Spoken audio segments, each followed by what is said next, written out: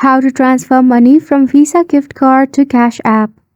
For this, first and foremost, open your Cash App application.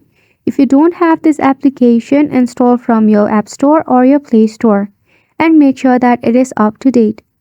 Once you open your Cash App, you will find an interface something like this.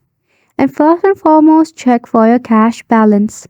Right on the cash balance, you will see the option of Add Cash. All you have to do is tap on the Add Cash bubble right there. Now once you tap on Add Cash, you will have the option of linking a gift card or just a card. That can be a credit card or debit card. Just tap on Add Card.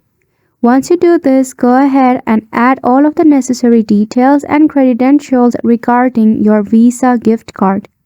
Now once you do this, it will take about 24 hours to 1 to 2 business days to transfer your money from your Visa gift card to your Cash App.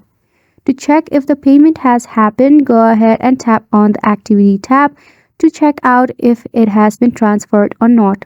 Isn't it simple? So go ahead and give it a try, and thank you so much for tuning in.